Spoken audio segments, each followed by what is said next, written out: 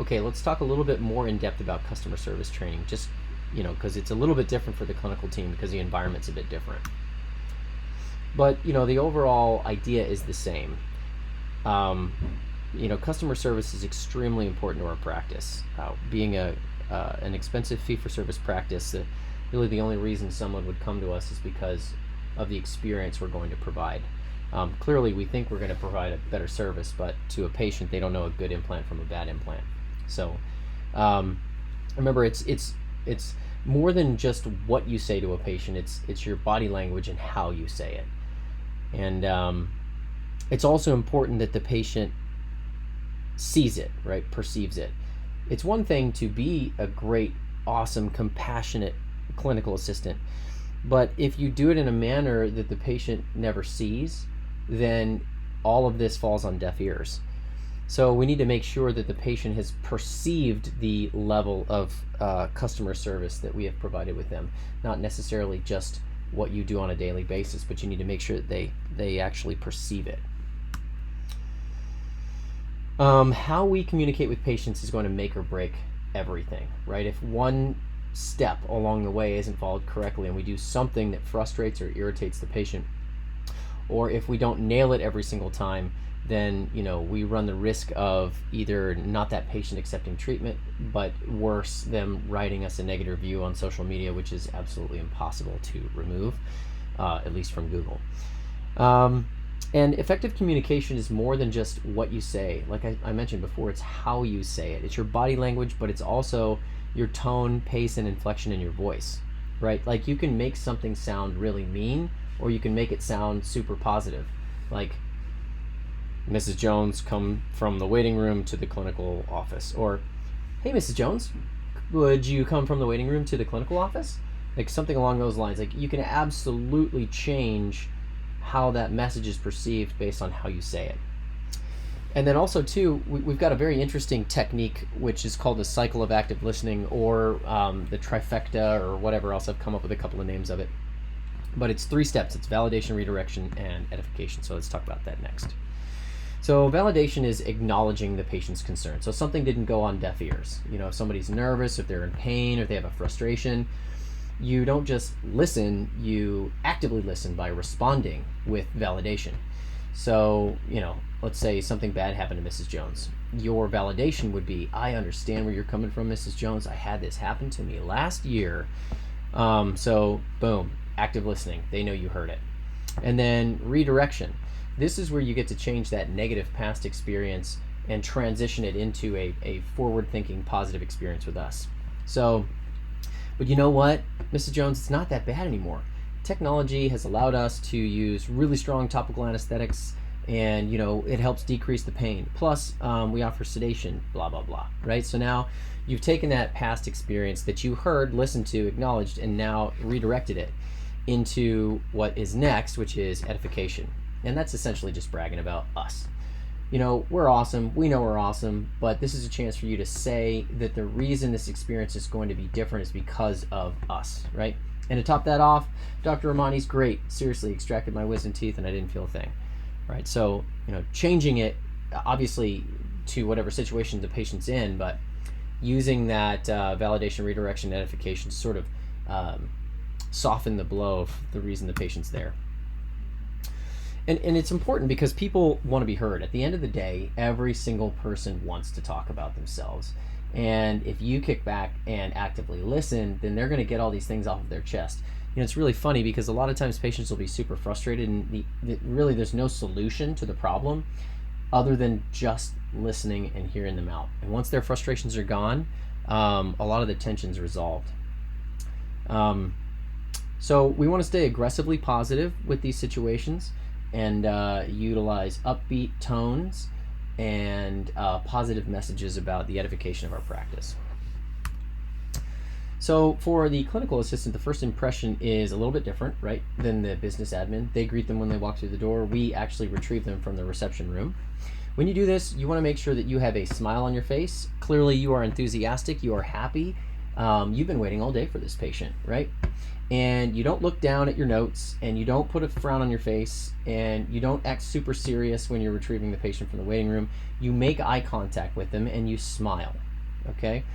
Because anytime you put a smile on your face, it's going to have an effect on them. If you walk out with a frown on your face, then they're going to think that you're in a bad mood and this could be a bad situation. However, if you walk out with a smile on your face and you're enthusiastic about the tone that you use when you greet the patient, they're already going to be put in a better mood just because you're in one.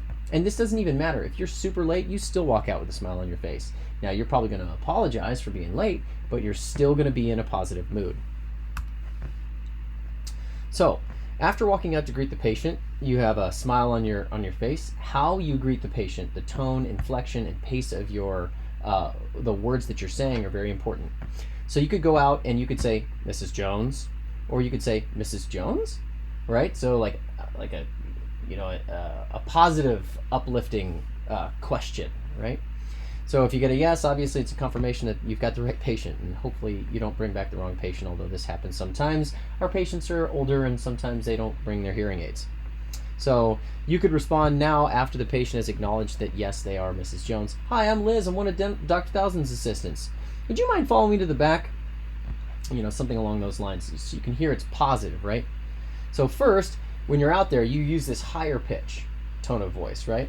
Because you're smiling and you're enthusiastic, so your tone needs to match your facial expressions. And then second, and I know it sounds stupid, but I don't care if it sounds stupid. It puts the patient in the position of authority and helps drop down their guard, because this is an uncomfortable situation, right? But when you ask a question like Mrs. Jones, right, it's almost a vulnerable thing, like, and when you put yourself in a vulnerable state, the patient feels like they have more authority, and if the patient feels like they're in control with authority, they're going to be more comfortable. Now, instead of just walking straight to the CBCT machine and taking a radiograph, you're going to build rapport with the patient. Okay, so you're going to have a small conversation with them while you're walking through the hallway, and as you get them in the chair and you're putting on the bib and getting things set up, you're asking them questions, right? Asking them questions about how their day, how their drive was, and then at some point, hopefully, you find a way to establish a point of commonality, right?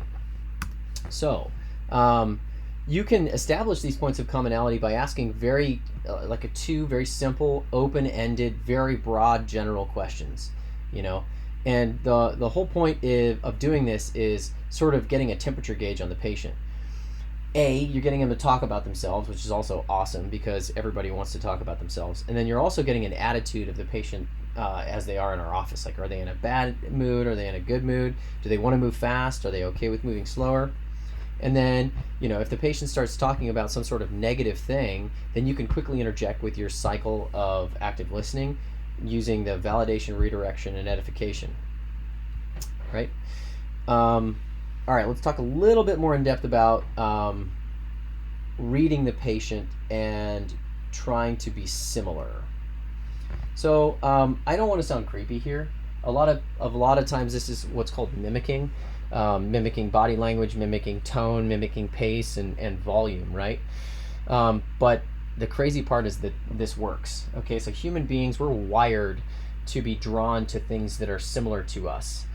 And I really don't know why, but books and research has shown that, early on in our development as a species, we had a higher chance of survival if we surrounded ourselves with things that were more familiar, or others that were more familiar, because there could be some tribe out there that you don't know that may come in and rob you or steal your supplies for survival. And it's very important that you've got this close-knit tribe of people that you can trust, right? Because similarity breeds trust. So this goes, we're still wired the same way we were thousands of years ago, right? So if you've got a tone of voice that you're listening for, you can almost kind of match it to some variability, right? But at the same time, still making sure that even if the patient's in a super sour mood, you still are enthusiastic and friendly, right? Now, pace. This also is something that you can match. So if you've got a super fast talker, you do not want to talk super slow, because that's going to annoy the absolute shit out of this patient. So you want to make sure that you're at least somewhat faster to match their speed, right? And then volume. Now, obviously, you don't want to yell. If a patient's yelling, you don't want to be yelling. But if a patient talks louder, you're going to talk louder. Or if a patient is quieter, more reserved, then you're going to talk the same way. Okay? I know this sounds crazy and a bit weird, but it works. And it builds trust. And trust inevitably increases the case acceptance for the treatment that we know is going to make that patient's life better. So this is just another sort of slide, and we talk about it in the document that I provided you with, but the closer you can get to matching the patient, the closer you are to building a better level of rapport. Now, you don't want to copy them completely. Like, if the patient crosses their arms, you cross your arms. You don't necessarily need to do this. You can mimic the body position of the patient. So if they've got this super laid back, relaxed appearance, then you can do that too. Clearly, every time the patient moves, you don't want to just completely copy the movement that they make, because they're going to pick up on the fact that you're literally just being their copycat. But at a subtle level, this is very effective, especially for body language, tone, pace, volume, etc. And then one last thing on edification. I can't recommend this enough, but when you take a person's concerns through validation, and then you redirect it into edification about talking how awesome our team is, but also how awesome their referring doctor is, then you're really, really building in a bunch of trust, right? And this goes a long way, because one of the best things we can do is ensure that the patient does end up A, being happy with the experience at the office, but B, happy with the referral practice, because they're the ones that sent the patient to us.